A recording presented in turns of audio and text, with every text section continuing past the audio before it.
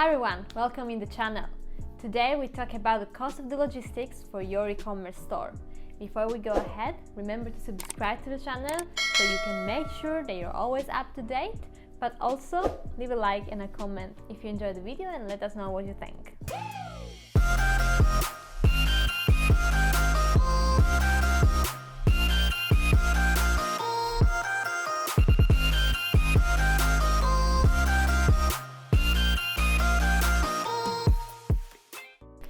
Back to the topic. Before we go ahead, let me remind you, if you need any help optimizing the logistics for your e-commerce store, just let us know and contact us to this email anytime.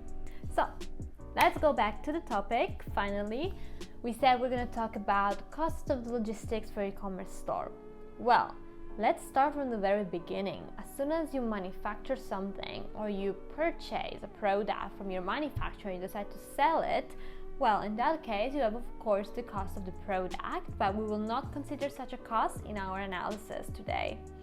So let's take the example of the drop shipping. Drop shipping most likely doesn't have any additional cost rather than product cost and shipping cost and potential surcharges. But overall, two main costs.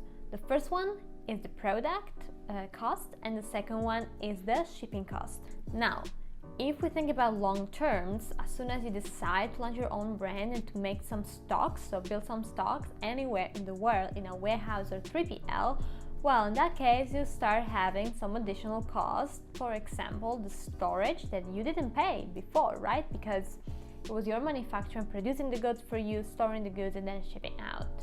Therefore, you have storage costs. It's the same when you, let's say, rent an apartment, right? You need to pay for the place. Same story if you decide to work with a 3PL or with a warehouse, anyone that can offer you the pick and pack and storage services, well, you need to pay for the space that you occupy. And generally, they charge you by CBMs, cubic meters that you occupy. So even if you send one carton, just one product inside, you're not going to be charged for one product, you're going to be charged for the carton. And generally, there are minimums, which means that there's like a minimum of 1 CBM per month. Even if you store one product, you're always going to be charged minimum 1 CBM. There are also 3PLs or partners that decide that they need to charge you a minimum fee. For example, minimum storage fee of, 100 USD, something like that per month. So it's not really by CBM, but it's like a minimum billing. And then there's also who gives you, let's say partners or 3PLs, they give you, let's say, a month trial for free. So you don't pay storage for the first month, but you pay storage only if you stay more than a month overall. There's also another model that it may be interesting actually, is that turnover. Let's say how many orders, how many stocks you send and how many orders you send out. So the ratio between inbound and outbound. So let's say that you ship some stocks to a 3PL, and most likely if you ship it today, they're gone within 1 week, and then let's say in the next couple of days you send some more stocks, they are also gone within, let's say, the next 10 days. Well, you have quite high turnover then, and this means that the goods are not stored for that long, so you don't occupy that much of space, and they may include that in the price of pick and packing if you're able to do that, but it's quite difficult. Why? Because of course there are additional costs and there's a lot of planning. Let's say the additional costs in terms of moving stocks to the warehouse from time to time. You don't do it once altogether, you do it multiple times. So you still have some, let's say, costs in any case, but you also need to consider the planning. So you never want to be out of stock. You always want to have some stocks, and this increases the risk of, let's say, being out of stock all of a sudden. So always better to have some goods, let's say a safety stock in the warehouse, even if you decide to run this model of quite high turnover. Then we have the pick and pack, which is basically how much you pay someone to just pack the goods, and that can be quite expensive but also very cheap. It really depends. Generally, if you go for a warehouse that has robots, it's quite cheap because they don't have to pay for people. The robots do the picking and packing basically, or maybe it's a hybrid. The robot does the picking and the staff, let's say the warehouse staff does the packing only. But there can be like different options out there, which can be fully automated, just robots, can be hybrid, or can be like say fully manual with people picking and packing all the time. So of course, if you have people in place, you need to pay more, but it also depends on how much time they need to spend packing your products, because if it's something super easy, then you just pay a basic fee. But let's say that you sell something, I don't know, a box that needs to be folded and then they need to wrap it like a gift package, whatever. That's going to take some time, and which means that the same amount of people are not able to pack and ship the same amount of orders that they could do in a normal situation, which means they're going to spend more time to pack your orders and maybe spend, I don't know, maybe being able to pack 100 orders instead of 1,000 because of the process that it's complex. So to avoid complexity, it's always great overall. Let's say less complex the better, because you save time, but you save also money. It's more efficient, there's less room to make mistakes as well. So consider, let's say, streamline your operations as much as you can, especially under the packaging point of view or the product type point of view. Other than the pick and packing, you generally have the shipping fee, which can be or cannot be on the 3PL side as well. It depends if they have a contract with the courier, if they offer you some courier rate or not, or you can have your own contract basically. But overall, that's the third basically cost that you have in logistics. But you also need to keep in mind that there are different things that can happen. For example, you need to unload the goods. When you send from your manufacturer to your warehouse the goods, someone will need to unload them from the truck. Is it going to be the driver, the manufacturer, who's going to pay for that? There's always a cost associated with that. Most likely is never included anywhere. So be aware of those hidden costs, and they're not really hidden costs, but still, you may not think about it. And of course, the other party may not think about it as well unless you tell them. But at the end of the day, if anyone ends up unloading, they're going to charge you for it. So just make sure that you remember about this, about the unloading charges, who's going to take them out of the truck. And then there may be some inbound charges. Generally, they're included in the pick and pack, but they may be separate too, which means that other than the pick and pack, if they take out of the truck, that's one charge, unloading, so unloading from the truck. But then there's inbound, which means that the warehouse will need to count, check, and then positioning them in the right place, and that's an additional charge. So some warehouses, some 3PLs, they charge you an all-included price for the pick and pack.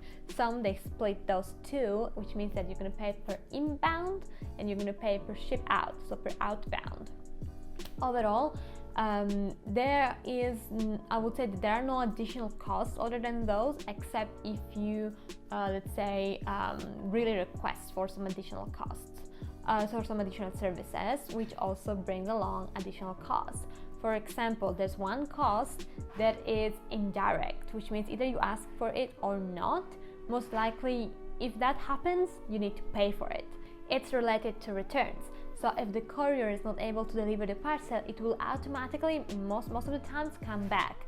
And this means that the warehouse will need to do an inbound. So what's going to happen is that the warehouse will probably just still needs to check to which client this return belongs. So someone will still check on the parcel, open it, and so on. So there's still some work associated to it, and if they do that and they found out that you are one of the customers, then of the clients, then of course they're going to charge you for that. Some warehouses, they may not charge you, but ask you, okay, what do you want to do with those, and give me an SOP, a standard procedure, what I have to do in the case I get a return back, and I'm going to automatically charge you for it. So there may be different charges as well. It depends if they need to do the quality check. For example, you have a watch, you need to change the battery because the battery ran out of power, then that's one story. They need to perform the battery change basically. So that's definitely something a little bit more complex, so you're going to pay for it. But then if it's just like open the box, okay, it's all good, put back in stock, and then you can ship it out again, well, that's pretty easy. So it's definitely going to be cheaper. It really depends on what you need and what the warehouse needs to do for that specific return. So it's always better to clarify up front, because you don't want to have any surprise in case there are a lot of returns coming back to the warehouse and they ended up checking because you didn't inform them, and then at the end of the month you have a quite high, let's say, billing related to returns. And then anything else is most likely related to processes and complexity overall of your operations. But my suggestion is that you always clarify and you explain exactly what they need to do with your products, because it's where you're going to see that there are always some hidden fees. It's not because people want to trick you, it's just because it's hard to just think about whatever can impact your operation in terms of cost, like the unloading. You know, who thinks that someone needs to unload from the truck? The driver will pretty much unload from the truck. Yes, the driver will do it most likely, but the driver will charge you for that. So there are some costs that you may not think about, but they are actually there. So it's always good to clarify and to think about which are the steps involved in my supply chain overall, from the time I ship products to my warehouse to the time I ship products to my customers, because it's where you're going to have the costs related to the e-commerce, let's say. And overall, even if you're just starting your business, just think about how you can, let's say, manage your costs. Even if you're starting as a drop shipper, for example, as I said, the manufacturer most likely ship the products for you, so you just pay a shipping fee and the product cost. You don't pay storage, you don't pay pick and pack, it all included. But in the long term, if you decide to make a brand out of it, that becomes a little bit more difficult, because you need to include the fact that you have storage to pay, you have pick and pack to pay, you have potential returns to pay. So there are a lot of, let's say, additional charges that will come along compared to when you used to ship with, let's say, your manufacturer as a drop shipper. So those are the main costs of the let's say logistics for e-commerce.